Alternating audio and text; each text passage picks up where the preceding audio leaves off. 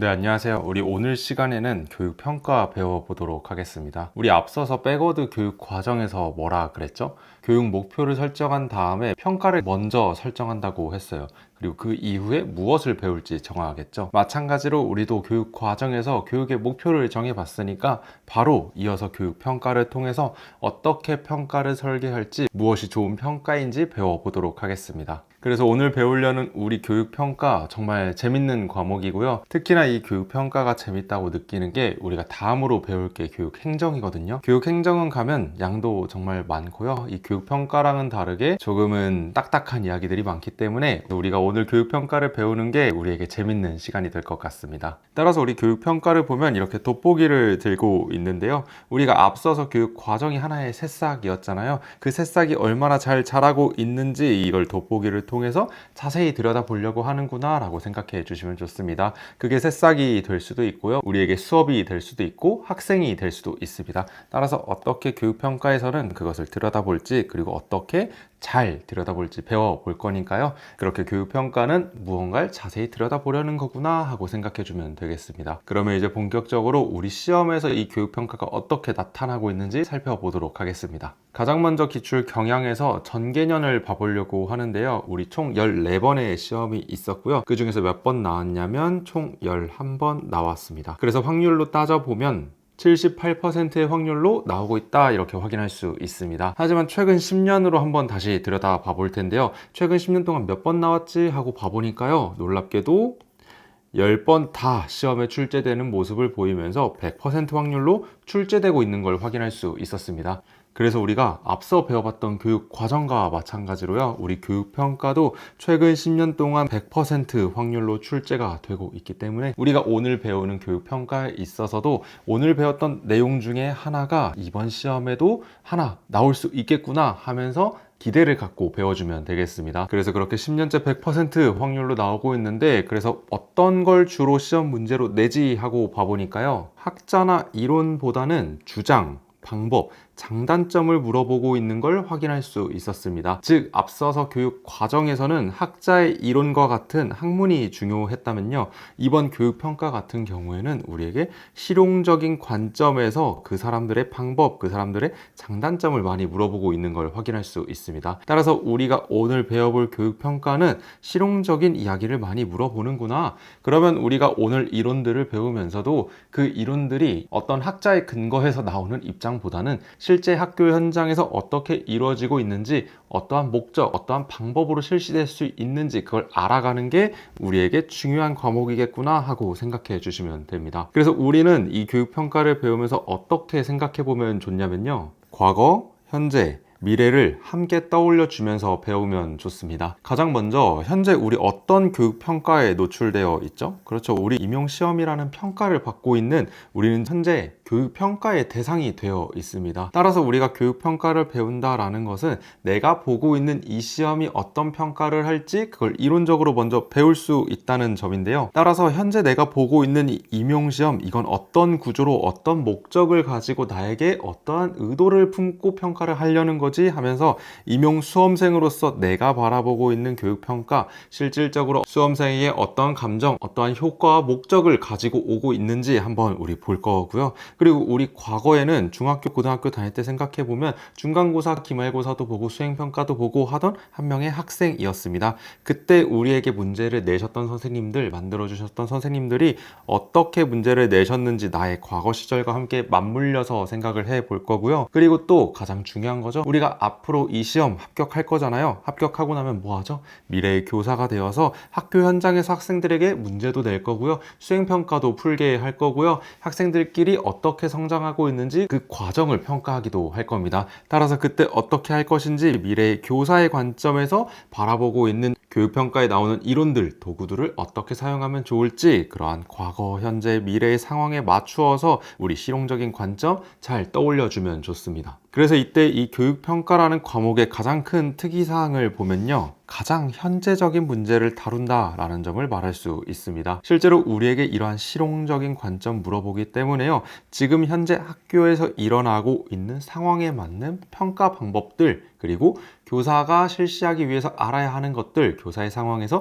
적용할 수 있는 것들을 굉장히 어찌 보면은 다소 열린 답안처럼 우리에게 물어보기도 합니다. 실제로 이렇게 학자나 이론처럼 학문적인 영역을 물어보는 과목 같은 경우에는요, 학자의 이름, 그 학자가 썼던 용어를 틀리는 순간 우리는 정답을 맞을 확률이 매우 없어지지만요, 주장, 방법, 장단점과 같이 실용적인 내용을 물어보는 질문들, 그런 과목들에서는 우리가 어느 정도 열려있는 답안이다, 조금은 채점 가능성이 있다라고 볼 수도 있습니다. 이때 학자가 이론에서 말했던 내용들이 현대적인 관점으로 해석되어야 우리가 실제로 사용할 수 있기 때문이죠. 그런 만큼 교육평가 과목은 어느 학자나 이론의 얼매이기보다 현재 가장 많이 활용하고 있는, 현재 학교에서 활발히 활용하고 있는 혹은 활용하고 싶은 그런 평가들을 많이 물어보고 있습니다. 그렇기 때문에 우리가 이렇게 과거, 현재, 미래를 상상하면서 현실적인 감각 속에서 우리 교육평가를 배운다면 조금 더 이 이론들이 살아있는 것처럼 느껴지기도 하고요. 실제 시험에서 이렇게 현재적인 이야기들 많이 물어보고 있기 때문에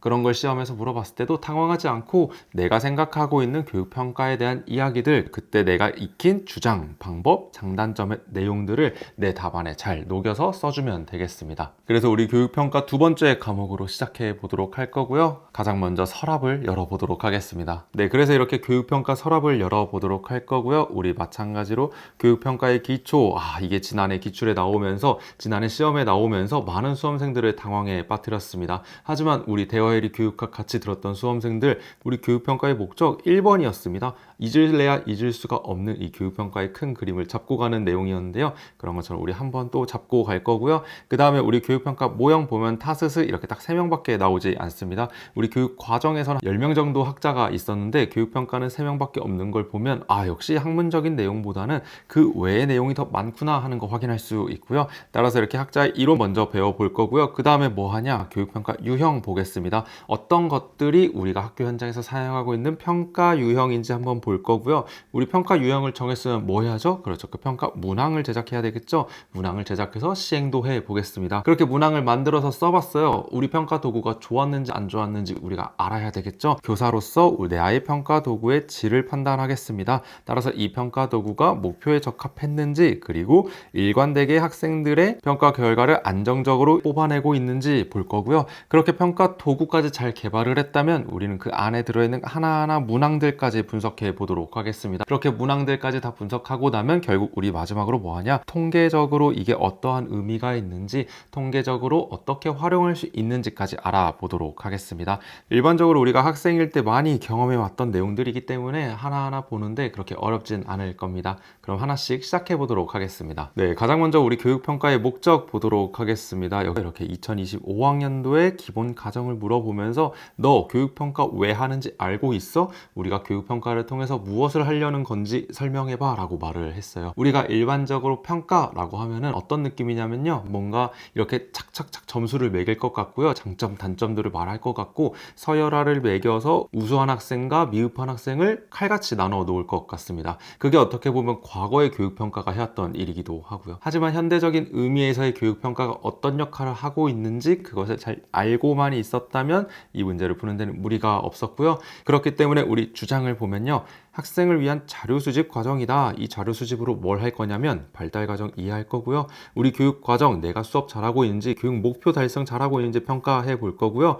그리고 우리 학생들이 행동 변화 만들어주고 있는지 보겠습니다 라고 하고 있습니다. 즉 서열화만이 목적이 아니다 라면서 말하고 있어요. 왜냐하면 이렇게 말하는 게 이전엔 계속 서열화만 목적으로 해왔기 때문이죠. 하지만 현대 학교에서 교육평가를 뭐라고 바라보고 있는지 이렇게 잘 한 줄로 정의를 해놨었고요. 작년에 이 내용을 잘 알고만 있었다면 문제를 푸는데 전혀 무리가 없었습니다. 그리고 더 깊게 들어가면 기본 과정이라고 이렇게 교육 원서에 나와 있는 내용이 있었는데요. 우리 교육평가 같은 과목은 뭐라 그랬죠? 그렇죠. 실용적인 관점 물어본다 그랬죠. 그래서 여기 나와 있는 이론적인 내용 토시 하나 틀리지 않고 썼으면 더 정확했겠지만 작년에 처음 나왔던 문제였기 때문에 이렇게 주장 쪽에서만 잘 설명할 수 있어도 정답으로 인정이 되었습니다. 하지만 이렇게 한번 나왔던 만큼 이제 이 기본 과정은 거의 모든 수험생들이 이제 다 알고 들어온다 라고 라고 생각을 해야 되겠죠. 그렇기 때문에 우리도 잘 갖고 들어가 보도록 하겠습니다. 그리고 그 다음은 우리 교육관입니다. 우리 아까 교육평가가 돋보기를 들고 있었어요. 이 돋보기를 통해서 무언가를 보려고 할 텐데요. 우리가 이때 보통 보려고 할 때는 자신만의 목적을 가지고 보게 됩니다. 따라서 그걸 말하고 있는 것, 즉 평가의 목적, 평가에 무엇을 전제하고 있느냐, 그 사람이 깔고 있는 가치관이 무엇이냐, 그것에 따라서 돋보기의 용도가 달라질 수 있기 때문이죠. 따라서 이렇게 교육관 물어보고 있고요. 이 교육관에 이어서 검사관 나오고 있는데요. 이게 2022학년도에 한번 나왔었습니다. 측정관평가관 총평관 중에서 총평관에 대해서 설명해 보세요 라고 나왔었는데요. 이 검사관이 나오기 이전에 우리가 먼저 알아야 되는 전제도 한번 보고 가도록 할게요. 따라서 전제로서 교육관이 세 가지 제시되고 있습니다. 선발적이냐, 발달적이냐, 인본주의적이냐 이렇게 나와 있고요. 시험에서 가장 강조하고 있는 거, 우리 임용에서 가장 중요하게 봐야 되는 건 발달적 교육관이다 라고 생각을 해 주시고요. 그래서 기본 과정과 평가 유형 잘 한번 봐주시고요. 우리 평가 유형 규준지향평가, 즉 상대평가하겠다, 중거지향평가, 절대평가하겠다, 그리고 인본주의적은 수행평가하겠다 라고 말하고 있어요. 우리 인본주의적은 이 인간의 뿌리다 라고 말하면서 결국 목적이 자아실현이었다 라는 점 한번 짚고 가고 싶고요. 그리고 여기서 하나 주목할 만한 점은 바로 학생들의 개인차를 어떻게 해석하냐 라는 점인데요. 우리 선발적 교육관의 기본 과정 보면 우리 목표에 도달하는 게 목표고요. 소수의 우수자 선발할 겁니다 라고 말을 하고 있어요. 그러다 보니까 우리 학습을 실패했습니다. 똑같은 반에서 똑같은 선생님의 수업 듣고 누구는 1등 했는데 누구는 꼴등 했어요. 그때 이 학습의 실패를 누구에게 돌리냐, 누구의 탓이라고 말하냐 라고 하면요, 우리 성취 실패의 책임을 학습자의 탓입니다. 학습자가 게을렀어요. 학습자가 열심히 안 했어요 라고 합니다. 하지만 반대로 발달적 교육관은 어떤 식으로 말을 하냐면요, 우리 누구나 목표 도달 가능해요. 왜? 우리 절대평가잖아요. 일정한 수준을 넘기만 하면 모두가 합격이에요. 모두가 성공한 거예요 라고 말하고 있습니다. 따라서 이 개인차에서도 이러한 개인차 우리 줄여나갈 수 있습니다 라고 말하고 있고요. 똑같은 반에서 똑같이 수업을 했는데 누구는 목표에 도달했고 누구는 도달하지 못했다 이랬을 때는 성취의 실패의 책임은 누구에게 있냐? 학생에게 있냐? 아니요, 이건 교사가 제대로 잘 가르치지 못했다, 잘 이끌어가지 못했다 라고 말합니다. 따라서 학습자가 그렇게 목표에 도달할 수 있도록 우리는 학습자의 발달 단계에 맞게, 눈높이에 맞게, 그리고 학습자의 장점에 맞게 수업의 방법과 수업의 도구, 수업의 내용도 다 변형을 해서 학생이 잘 목표에 도달할 수 있도록 해줘야 된다. 우리 모두의 개인차 줄여줄 수 있어. 우리 인간이 갖고 있는 잠재 가능성 무한해 라고 하니까요. 그렇기 때문에 우리 선발적 교육관과 발달적 교육관 이렇게 대비되고 있는 모습 볼 수 있고요. 발달적 교육관이 현대적 교육관이라는 점 참고하면 좋겠습니다. 그리고 인본주의적 교육관은 조금 이 둘과는 다른 얘기로 나와서 우리 학습 목표가 중요한 게 아니라 자아실현합시다 라고 말하면서 학습자도 하지만 교사도 해야 됩니다 라고 말하고 있고요. 이때 수행평가 나오는데 수행평가에 플러스로 해서 대안적인 평가, 다양한 평가들 많이 활용합니다 라고 생각해주면 좋고요. 우리 학습자가 평가도 많이 합니다.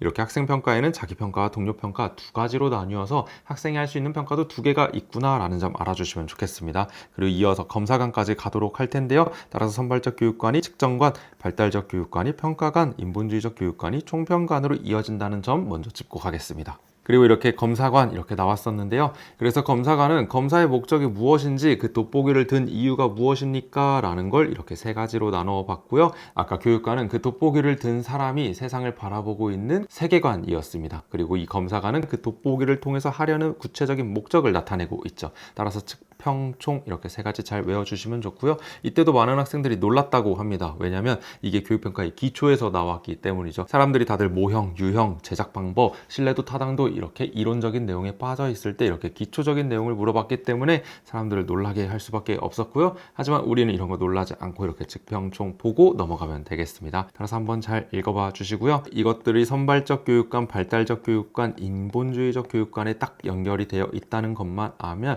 깊게 문제가 나온다 할지라도 우리는 그 안에 있는 이야기를 잘 알고 있기 때문에 편안하게 풀어주면 되겠습니다. 네, 그렇게 교육평가의 기초에 있는 세 가지 잘 알아봤고요. 우리 검사관 22학년도, 우리 교육평가의 목적 25학년도 나왔으니까 이 교육관이 한 3년 전후로 나온다라고 해도 놀라지 않겠죠? 그렇기 때문에 교육관 조금 중요하게 봐주면 좋을 것 같고요. 그리고 다음으로 이제 교육평가 모형 알아보도록 하겠습니다. 우리 딱 3명 있다고 했어요. 그래서 타일러, 우리 교육 과정에서도 중요했던 학자였죠. 타일러 한 명 3명 나오고요. 그 다음에 스터플빔이라는 학자, 그리고 스크리븐이라는 학자, 이렇게 딱 3명 나오니까 타스스 이렇게 외워주시면 되겠습니다. 따라서 타일러 같은 경우는 목표 중심으로 하니까 또 핵심 키워드가 이전과 거의 비슷합니다. 따라서 이연 목적 분류표 똑같이 사용해 줄 거고요. 우리 행동 목표 달성 정도 평가하겠습니다 라고 말하고 있어요. 우리 이연 목적 분류표에서는 내용 플러스 행동하겠다 라고 하잖아요. 따라서 이때 나왔던 행동 목표 잘 평가하는 것이 우리 평가에서 가장 중요한 내용입니다 라고 말하고 있고요. 내용 한번 봐주시고 장점과 단점 보면 과수평 일관성 유지할 수 있다. 즉 교육과정의 목표에 맞는 평가를 하기 때문에 우리 그 평가처럼 수업도 잘 할 수 있겠습니다 라고 말하고 있고요. 이때 명확한 평가 기준 제시 가능하다라는 점. 하지만 단점, 이거 너무 중요합니다. 교육 결과, 결국 이게 마지막에 이루어지고 있기 때문인데요. 따라서 교육 결과에만 초점을 맞추기 때문에 중간 과정이 조금 생략되거나 중간 과정에서 체벌과 같은 비윤리적인 방법을 쓰더라도 결과만 좋으면 되지라는 이런 이야기가 나올 수 있습니다. 그렇기 때문에 이런 것이 소홀해질 수 있는 위험이다라는 점 알 수 있고요. 또한 행동 목표로 표현하기 때문에 우리 누가 나왔었죠? 그렇죠. 아이즈너 있었죠. 예술체육과 같은 그런 예체능 과목들 평가하기 어렵다. 실기 과목들 평가하기 어렵습니다 라고 나오고 있습니다. 따라서 이러한 타일러의 목표 중심 모형 기본 모형이었다라는 거 알아주시고요. 그리고 그 다음으로 스터플빔 알아보도록 할 텐데요. 우리 의사결정을 촉진하는 모형입니다 라고 하고 있어요. 따라서 교육평가가 왜 만들어졌냐, 이것의 목적이 무엇이냐 라고 할 때 학생 발달을 돕는 과정 별로 거기 관심 없고요. 우리 의사결정, 누가 의사결정하죠? 교육과정 만든 사람들이죠. 교육과정을 만들었던 사람들이 이 교육과정이 좋은 교육 과정인지 잘 만들어진 건지 교육평가 결과를 통해서 그 피드백을 받겠다라고 말하고 있어요.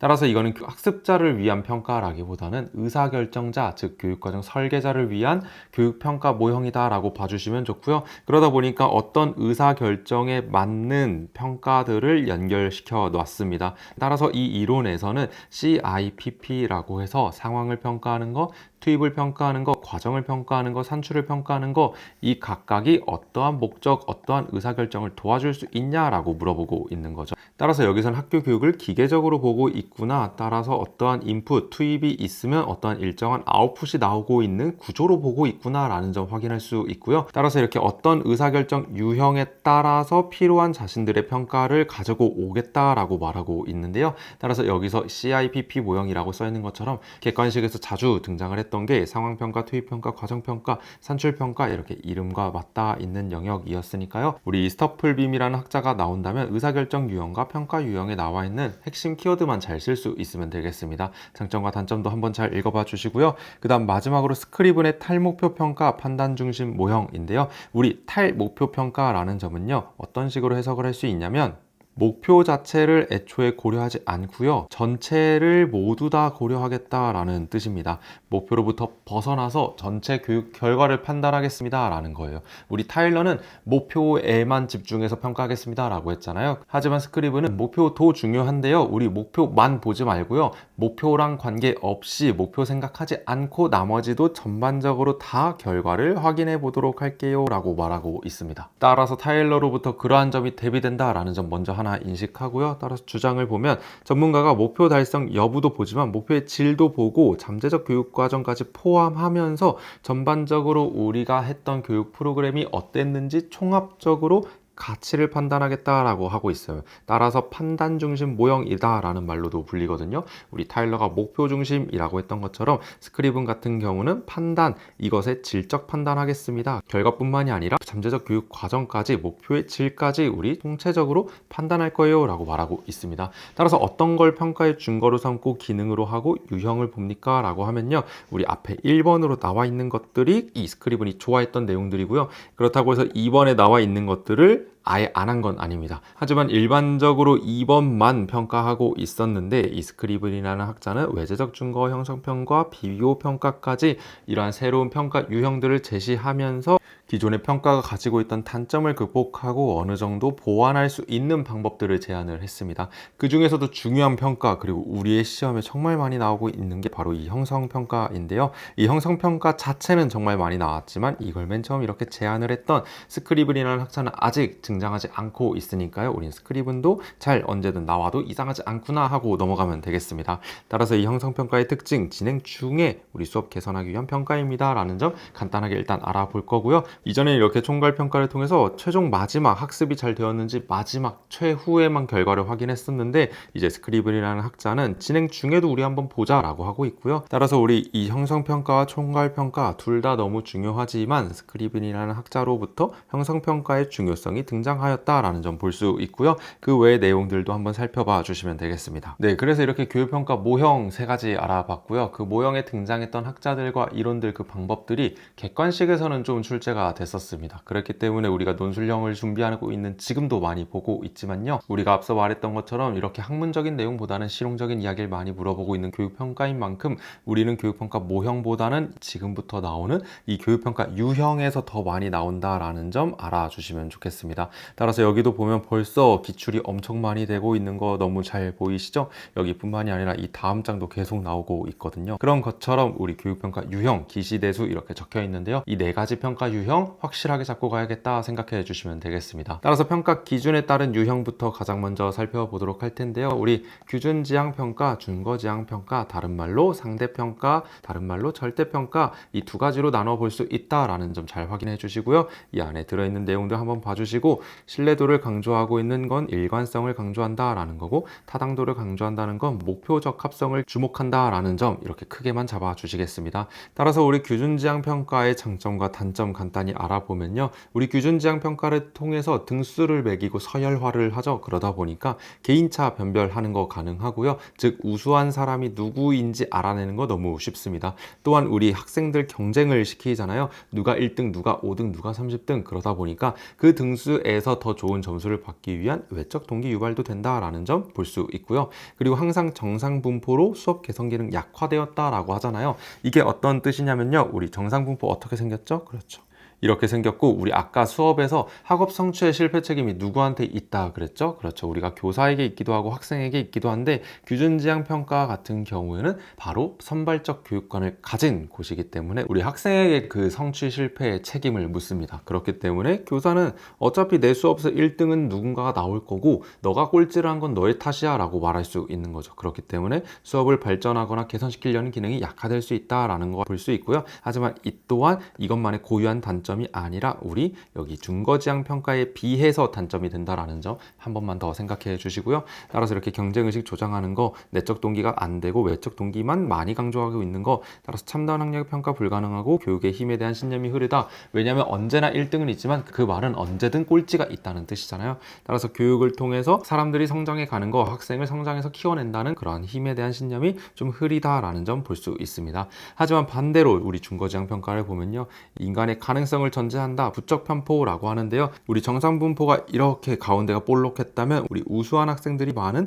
부적 편포의 모습을 보여주고 있습니다. 따라서 이렇게 우수한 학생들이 많다, 우리 일정 수준 이상으로 많이 목표를 도달했다, 성취했다라고 볼 수 있는 게 바로 부적 편포고요. 그렇기 때문에 우리는 규준지향 평가처럼 상대평가처럼 1등부터 100등까지 줄을 안 세워도 됩니다. 그렇게 된다면 모두가 1등 할 수 있기 때문에 협동학습 가능하고요. 경쟁심도 제거할 수 있습니다. 또한 이 불필요한 지적 능력 분류 배제라는 것은 어쩌면 변별을 위한 고난이도 문제를 낼 필요가 없겠다, 이런 뜻으로 볼 수 있겠죠. 하지만 그러다 보니까 우리 내재적 동기, 어떤 학습에 대한 동기만 강조하고 있고요. 그러다 보니까 개인차 변별하는 거 어렵다, 외적 동기 상대적으로 약하다라는 우리 여기 규준지향 평가에서 오는 단점이 있습니다. 따라서 이렇게 규준지향 평가, 준거지향 평가 잘 확인해 주시면 좋고요. 이게 왜 중요하냐면요, 지금 절대평가, 준거지향 평가가 많이 나오고 있는데 이게 바로 2022 개정교육 과정이나 우리의 고교학점제 요즘 실시하고 있죠. 이러한 현대적인 학교의 모습과 굉장히 닮아 있습니다.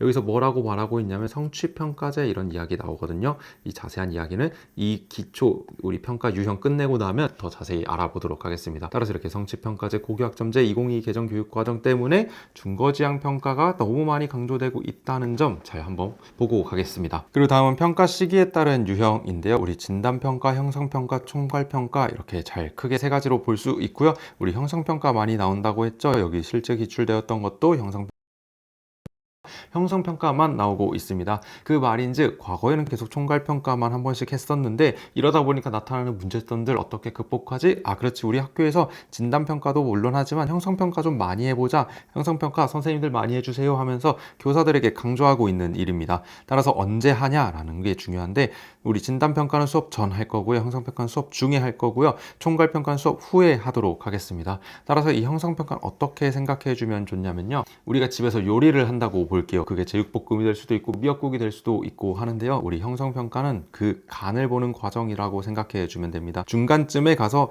이게 어느 정도 맛이 형성됐지 그걸 보고 있는 과정입니다. 수업에서도 마찬가지로 수업이 끝나고 나서 수업을 다 해보고 나니까 뭐야, 목표 달성한 애들이 50점을 넘긴 애들이 5명밖에 없네, 이렇게 되는 게 아니라요, 형성평가를 통해서 먼저 몇 명이 넘겼는지 확인을 해 보는 거예요. 내 음식이 짠지 단지 싱거운지 확인을 하는 거죠. 그러고 나서 이렇게 간을 보면 어떻게 하죠? 우리 그 맛을 더 첨가해서 최종적으로 맛있는 맛을 만들어내잖아요. 우리 수업도 마찬가지입니다. 이렇게 수업 중간중간 계속 학생들의 상태를 확인하다가요, 계속해서 학생들이 우리의 더 많은 목표 도달할 수 있도록 계속 맛을 끌어올리듯이 성적도 끌어올려주면 됩니다. 그렇게 하면 모든 학생들의 성취도 잘 올라갈 수 있겠죠. 따라서 이렇게 진단평가, 형성평가, 총괄평가는 전중후로 나뉜다는 점 크게 잘 잡아주시고요, 우리 특선결, 속강곤지, 성서미장 이 4가지 특징, 기능들 잘 알아주면 좋습니다. 이렇게만 이 4가지만 잡아주시면요, 일반적으로 시험에서 한 2개 적으세요, 3개 적으세요 하거든요. 하지만 이렇게 3개, 4개씩 알고 있으면은 어떤 걸 고르지, 이 상황 제시문에 맞게 정확하게 2개 딱 정확히 적어줘야지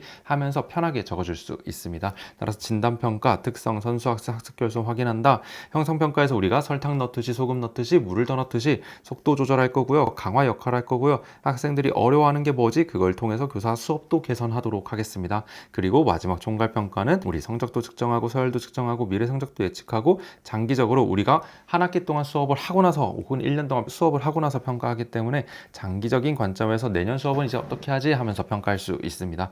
따라서 이 평가 시기에 따른 유형도 잘 살펴봐 주시고요. 그리고 우리 그 다음으로 우리 진형 총 3가지를 넘어서 대안적 평가 방식, 이렇게 4가지가 등장했습니다. 성능노화 크게 내외워 주시면 되겠는데요, 성장지향 평가인지 능력지향 평가인지 노력지향 평가인지, 그리고 하나 추가로 학생 평가인지 봐주면 좋습니다. 가장 먼저 성장지향 평가를 보면 학생이 얼만큼 성장했는지를 보겠다라는 점입니다. 따라서 A라는 시작점으로부터 B라는 시점으로 이동했을 때 이 학생이 얼만큼 성장했는지 그것을 통해서 성적을 부여하겠습니다 라는 뜻이거든요. 따라서 과거 대비 현재 얼마나 성장했는지 볼게요 라는 거고요. 이걸 점수로 표현한다면 A라는 시점에서 60점을 맞았던 학생이 B라는 시점에서 80점을 맞는다면 20점을 성장했다라고 말할 수 있고요. 반대로 80점을 맞았던 학생이 B라는 시점에서 90점을 맞았다면 10점 성장했다라고 볼 수 있습니다. 따라서 이렇게 어느 정도 성장했는지 보겠다라는 좋은 취지와 의도가 있지만요, 하지만 그걸 시행할 때 나오는 단점으로 우리 A라는 사전 검사에서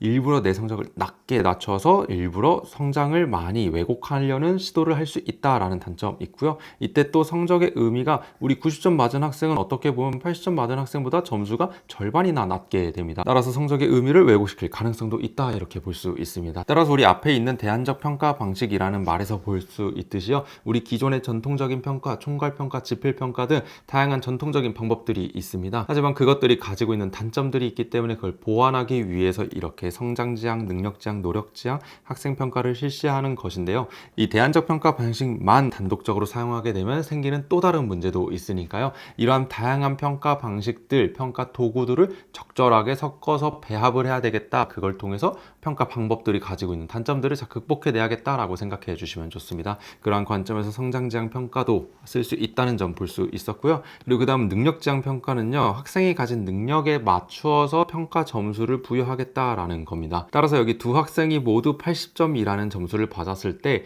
A라는 학생은 높은 능력을 가지고 있는데 80점을 맞았다, 그리고 B라는 학생은 낮은 능력이 있는데 80점을 맞았다라고 한다면 우리는 B에게 더 높은 점수를 주겠다라는 점입니다. 가진 능력에 비해서 똑같은 결과를 냈기 때문이죠. 그렇기 때문에 이렇게 능력 수준을 잘 측정한 다음에 그 능력으로부터 점수까지의 차이를 잘 측정하겠다라는 뜻이고요. 따라서 능력이 낮은 학생도요, 나의 능력 대비해서 점수를 많이 잘 받았다면 높은 점수를 받을 수 있다는 장점이 있습니다. 하지만 학습자의 능력을 어떻게 측정할 것이냐, IQ만으로 측정할 것이냐, 아니면 어떤 과목마다 측정할 것이냐, 신체로 측정할 것이냐, 정말 어렵죠. 따라서 우리가 전통적인 평가 방식뿐만이 아니라 대안적 평가 방식도 이것만이 가지고 있는 고유한 단점이 있기 때문에 이렇게 평가 도구들이 가지고 있는 단점들을 잘 이해하고 난 뒤에 평가 도구들을 적절히 섞어서 그 단점들을 상쇄시킬 수 있도록 하는 게 교사의 평가 전문성이라고도 볼 수 있다, 이렇게 말할 수 있습니다. 그렇기 때문에 우리 대안적 평가 방식이 가지고 있는 정의, 장점, 그리고 단점까지 잘 한번 알아봐 주시고요. 그리고 추가적으로 학생 평가에 있어서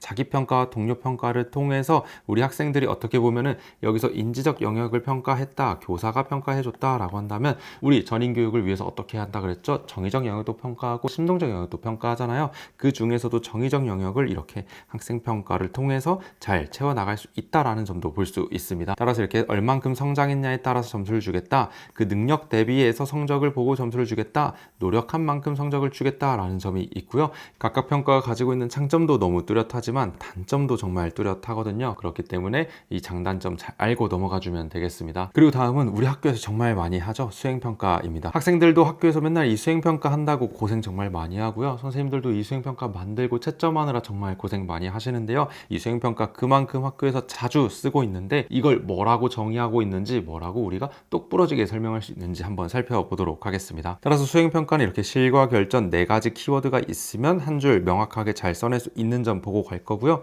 이때 내용을 보면 실제 과정과 결과를 보고 지식기능 태도를 교사가 전문적으로 판단한다 라고 나오고 있습니다. 따라서 이전의 기존 평가들이 실제라기보다는 이론적인 어떤 지필평가의 결과만 보고 지식만 평가했다면 수행평가는 그 과정도 보고요. 그 과제가 실제적인 성격을 띠고 있기도 합니다. 또한 그러한 평가는 어떻게 보면 양적인 검사라기보다는 질적인 검사를 하기 때문에 우리 교사가 전문적으로 그 질적 판단을 내릴 수 있어야겠다라고 하고 있습니다. 따라서 이렇게 아는 것과 행하는 것의 차이를 강조한다라고 하면서 아는 것보다 행동으로 실제로 만들어내는 거, 실제 구현해내는 거, 수행해내는 것을 강조하고 있습니다. 따라서 이러한 관점에서 수행평가를 실시하고 있구나라는 거고요. 우리도 실제로 내가 노래를 잘 부르고 싶다고 했을 때 내가 노래를 부르는 방법을 알아내는 것, 그리고 좋은 노래를 많이 듣는 것도 중요하지만요, 이 둘만 잘한다고 해서 노래를 자동으로 잘하게 되지는 않습니다. 우리는 그렇기 때문에 실제로 행하는 노래 연습을 많이 해야 되고요. 그러한 노력과 연습이 반복될 때 우리는 실제로 노래 실력이 늘어나는 걸 볼 수 있습니다. 우리 임용고시도 마찬가지인데요. 내가 교육학을 아무리 많이 보고 듣는다고 해서 내가 실제로 정답을 쓸 때 쉽게 나오지 않습니다. 그렇기 때문에 우리는 이 시험의 스타일에 맞춰서 결국 이 마지막 순간에 내가 실제 순으로 써내기 위해서 우리는 계속해서 이 내용들을 직접 손으로 써보기도 할 거고요. 단순하게 아는 것에서 그치지 않고 실제로 내가 몸으로 표현해낼 수 있는, 쓸 수 있는 결과까지 만들어내야 된다. 그런 걸 만들어내는 것이 바로 수행평가구나 라고 생각해 주셔도 좋겠습니다. 따라서 실기시험, 포트폴리오, 과정평가 같은 것을 보고 있고요. 우리 방법이 정말 많습니다. 이 다양한 방법들 모두 수행평가에 해당하고 있으니까요. 내 교과에서 활용하기 좋은 평가는 뭐지? 그리고 내가 개인적인 취향으로 내가 좋아하는 평가는 뭐지? 나는 과정평가를 좋아하나, 면접법을 좋아하나, 아니면 실험 실습을 하는 게 좋은가? 이러면서 내가 쓰고 싶은 평가 방법이 뭐가 있는지 봐주면 좋을 것 같습니다. 따라서 장점과 단점도 보면요, 우리 앞에서 실제 상황에서 과정과 결과도 본다고 했던 이 실과 결전은 함께 장점으로 들어가 있는 거 확인할 수 있고요.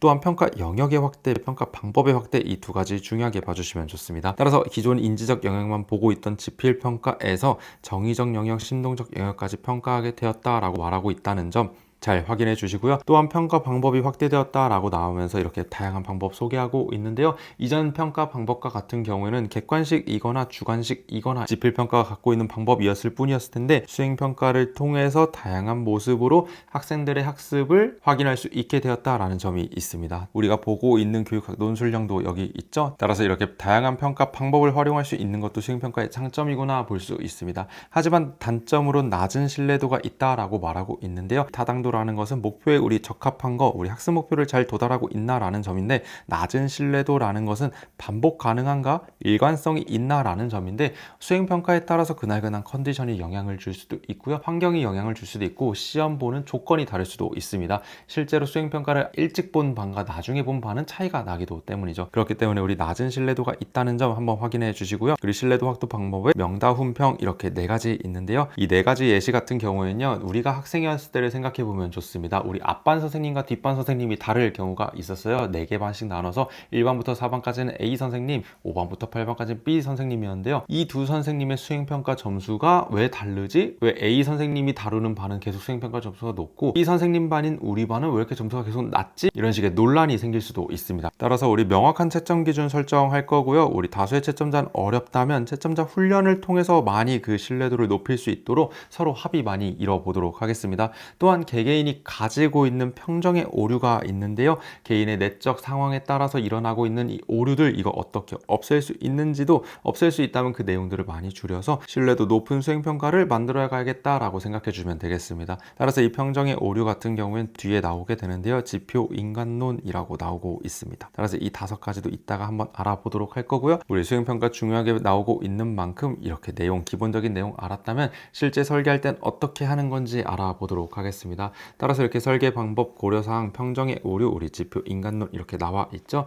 따라서 어떻게 해야 되냐라는 건 목적, 내용, 방법, 채점 계획 만들어야 됩니다 라고 말하고 있고요. 이때 강조할 점은 바로 이 루브릭, 평가기준표 수행 준거 생각해 주시면 되겠습니다. 이 루브릭이라는 말이 약간 그 루비에서 왔다고 생각해 주시면 좋은데요. 따라서 어떤 강조하고 싶은 말을 우리 루브릭이라고 했다고 합니다. 따라서 그만큼 이 학습 내용을 달성했다라고 말할 때 중요하게 우리가 보고 있는 것을 루브릭에 넣어놨다라고 생각해 주시면 조금 연상해 주시면 좋을 것 같고요. 따라서 이렇게 평가 내용을 결정할 때는 루브릭을 정한다라는 점 잘 확인해 주시면 되겠습니다. 그리고 우리가 교사로서 수행평가를 만들게 될 때 어떤 것들 고려해서 만들어야 됩니까? 나오고 있는데요. 우리 비용과 시간도 고려할 거고요. 채점 기준 명확하게 설정해 줘야 됩니다. 너무 모호하게 기준을 세워두면 평가가 일관되게 일어나지 않겠죠? 그러면 신뢰도가 낮아질 수 있습니다. 그렇기 때문에 우리 루브릭 활용해 볼 거고요. 그 다음에 이게 우리 수업의 내용을 잘 반영하고 있는지 타당도도 잘 확인해 보도록 하겠습니다. 그리고 그 다음으로 평정의 오류가 있는데요. 우리 가장 흔하게 발생할 수 있는 게 저는 표준의 오류인 것 같습니다. A 선생님은 평균값을 80점으로부터 시작을 하고 있는데 B 선생님 같은 경우에는 평균값을 50점에서 시작하고 있다라고 한다면 둘 다 이 사람 보통이네 라고 했을 때 A 선생님은 80점 주고 있고요. B 선생님은 50점 주고 있습니다. 따라서 이 중간 점수가 몇 점입니까? 라는 점 우리 잘 파악해 줘야 되고요. 왜냐하면 이걸 통해서 또 집중 경향의 오류까지 나타나고 있기 때문에 이 중간 점수로부터 잘하는 학생, 못하는 학생 이런 식으로 기준을 만들어내고 있기 때문에 이 평정의 오류 같은 경우에서는 평가자 내부에서 일어나고 있다라고 봐줘도 좋습니다. 따라서 평가자 내 신뢰도라고 부를 수 있을 것 같고요.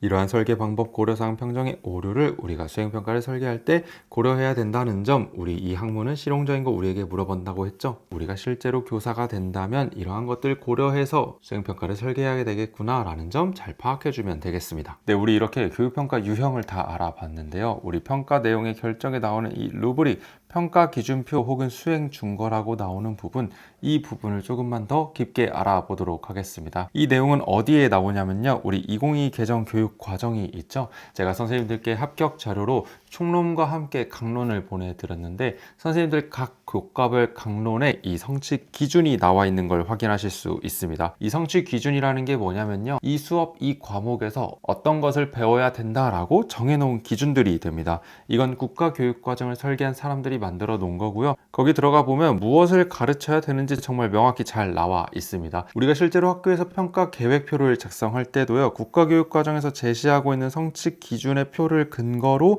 제시한 다음에 그것을 어떤 수준으로 우리가 평가해서 A부터 B, C, D, E까지 나누어서 점수를 줄 건지 설정하게 됩니다. 그때 쓰는 용어들이 무엇을 뭐 5개 중 몇 개 이상이라고 할 수도 있고요. 무엇과 무엇을 모두 포함하여 라고 할 수도 있습니다. 따라서 이러한 결과를 통해서 매우 우수, 그리고 뭐 보통, 그리고 매우 미흡까지 그 단계별로 수준에 따른 점수를 주게 되는데요. 그게 바로 우리가 말하고 있는 평가 기준표 수행 준거, 즉 루브릭이다 라고 말할 수 있습니다. 따라서 루브릭을 작성하는 방법이 이렇게 시행되고 있구나. 따라서 교사가 된다면 우리도 이 성취 기준에 따른 성취 수준을 말하는 평가 계획표를 작성하겠구나 하고 생각해 주시면 좋고요. 이게 또 왜 중요하냐면 우리가 지금 보고 있는 고교 학점제 있죠. 이게 2025년부터 전면적으로 실시가 되었습니다. 고1부터 실시가 되었고요. 있고요. 이때 고1들은 지금 현재 상대평가를 하고 있지만 이 고교학점제가 맨 처음 만들어질 때를 생각해 보면은 이들은 절대평가를 하겠다라고 말을 했었습니다. 하지만 현재 정치의 어떤 상황상 상대평가냐 절대평가냐가 왔다 갔다 하고 있지만 이 고교학점제가 전반적으로 원하고 있던 건 바로 이 성취평가제라는 내용이었고요. 이 성취평가제라는 내용이 담고 있는 건 발달적 교육관을 토대로 모든 학생이 교육 목표에 도달해야 된다. 그러려면 어떻게 해야 되죠? 우리 준거지향평가 활용하게 되겠죠. 따라서 이 준거지향평가를 사용하게 될 텐데 그러려면 평가 내용 어떻게 일관성, 신뢰도, 객관성 확보하죠? 그렇죠. 루브릭을 작성합니다. 라면서 이 루브릭까지 활용하는 것이 이 성취평가제의 중요한 포인트가 됩니다. 그러다 보니까 최근 시험에서도 교육평가의 기본 기초 물어봤던 것도 어떻게 보면은 이 성취평가제가 의도하고 있는 것, 고교학점제가 말하고 있는 것, 개정교육 과정에서 이미 정해둔 내용들을 교사들이 실시할 수 있도록 신규 교사들에게 잘 알고 있는지 확인하고 있다 이렇게 느껴졌습니다. 그렇기 때문에 우리가 현재 학교에서 어떤 일들이 일어나고 있는지 조금 관심을 기울이면 좋을 것 같고요. 평가에서 요즘 물어보고 있는 문제 유형들이 대체로 이러한 것들 물어보고 있기 때문에 루브릭에 관해서 아는 것 조금 중요할 것 같았습니다. 따라서 성취 기준에 따른 성취 수준을 말하는 게 바로 우리가 블룸이 말하고 있던 내용 플러스 행동 목표를 설정합니다 라는 것과도 어느 정도 일맥상통하고 있다. 거기서부터 시작해서 이렇게 발전되어 왔다 와주면 좋을 것 같고요.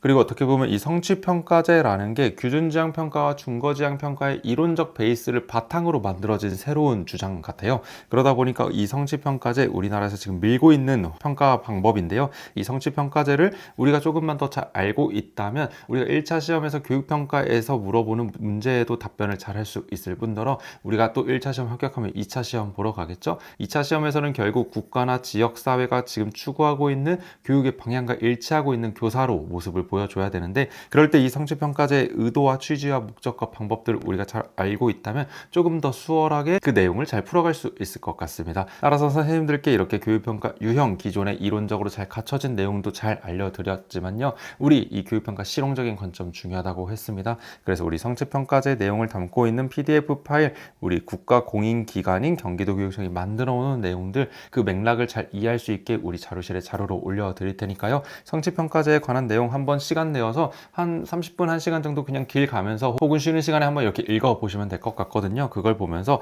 현재 우리나라 대한민국이 교육평가를 어떤 방향으로 보내고 있는지 무엇에 중점을 두고 있는지 한번 확인해 주시면 좋을 것 같습니다. 네, 그래서 우리 교육평가의 유형 기시대수 4가지 크게 알아봤는데요. 이 유형들이 어떻게 보면 논술형 시험에서 가장 많이 빈출되고 있는 파트라고 볼 수 있습니다. 그리고 또 우리가 정말 실제로 교사가 되어서 실시한다라고 할 때 해볼 만한 평가들 정말 많이 있으니까요. 여기 나오는 내용들 잘 읽어주시면서 내가 직접 손으로 인출할 수 있는지 서로 간의 관계를 내가 잘 파악하고 있는지 이해해 주시면 좋겠습니다.